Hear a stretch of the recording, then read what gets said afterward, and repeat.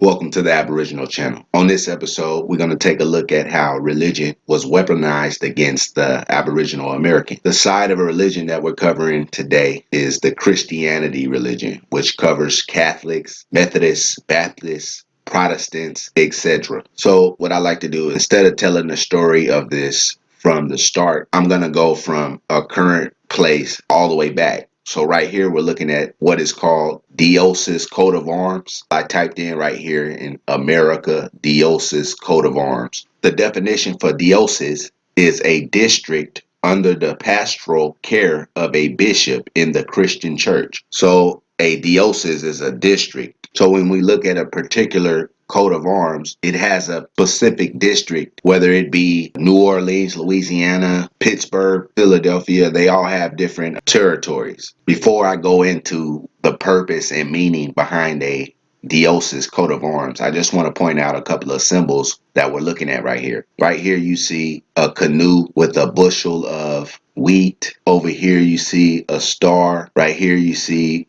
what it looks like to be a club and some arrows. Down here is like a flower. And when you look up that flower right there, it's a tobacco flower. As you can see right here, tobacco flower. See down here. So I'm going to go over here and look up Hernan Cortez, which was a Spanish conquistador who was the very first conqueror of Mexico. It says Cortez's spectacular success was rewarded by the crown with a coat of arms, a mark of high honor following the conqueror's request. The document granted the coat of arms summarizes Cortez's accomplishments in the conquest of Mexico. Pause. So basically, the symbols in the coat of arms represents a conqueror's accomplishments. So it says down here that the king said, "We respecting the many labors, dangers, and adventures which you underwent, as stated above, and so that there might remain a perpetual memorial of you and your services, and that you and your descendants might be more fully honored, it is our will that besides your coat of arms of your lineage, which you have, you may have and bear as your coat of arms known and recognized a shield." So on top of giving him a coat of arms with that symbolizes his accomplishments in the conquest of Mexico, they also gave him a shield. It says the grant specifies iconography of the coats of arms. The central portion divided in quadrants. In the upper portion, there is a black eagle with two heads in a white field, which are the arms of the empire. Below that is a golden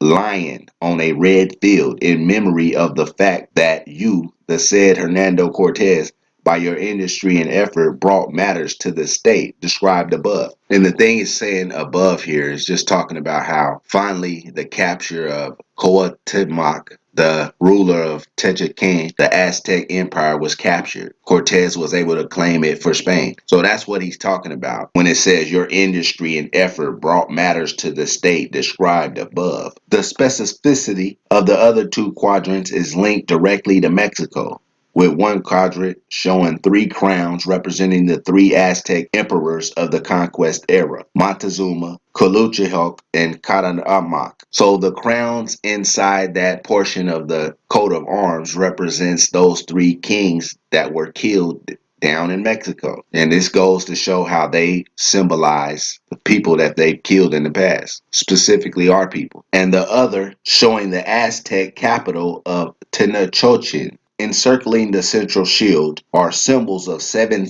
city-states around the lake that their lords that Cortez defeated, with the lords to be shown as prisoners bound with a chain, which shall be closed with a lock beneath the shield. So when we're looking at these coat of arms and we're looking at the symbols in them, now we know what to look for and what they mean. Right here it says that the two on the bottom of his coat of arms represent the three Aztec emperors, and then the other represent the seven cities, and also it has the prisoners bound with chains with a lock closed beneath. So let's go back over here to the Dioses and look around a little bit. Now, remember, I put in America Dioses coat of arms. Now, do you see this shell represent the pearls that Indians liked to collect from the rivers. Then they had the bears. Some Indians, I suspect, had bears for pets. They would domesticate them. And then right here you have an Indian himself with the crown on. Inside of this, see the dark copper skin with the little fro in the back? This is a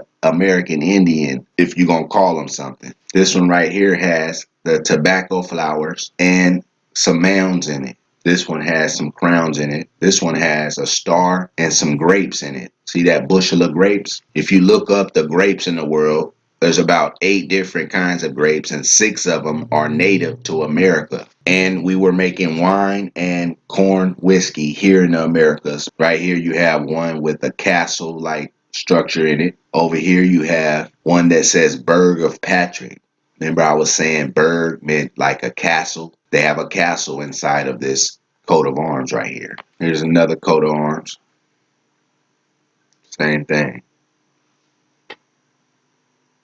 So now I'll go over to the book, The History of Alabama, and incidentally that of Georgia and Mississippi from the earliest period by Albert J. Pickett. So in 1539, during the time of Hernan de Soto going through Florida, Mississippi, Georgia, and Alabama, it says the establishment of the Catholic religion appears to have been one of the objects, for associated with the army were 12 priests, clergymen, of interior rank, and 4 monks with their robes, holy relics, and sacramental bread and wine. So they brought a whole bunch of religious people over here as well to not only slaughter the warriors, but assimilate the regular folk with the Christian religion. So that was in the southeastern United States. But we'll go beyond that and say that Cortez right here, it says he went to Trinidad and Cuba in 1519. He ran into this guy, Guillermo de Aguilar, a Spanish Franciscan priest who had survived a shipwreck, followed by a period in captivity with the Maya before escaping. Aguilar had learned the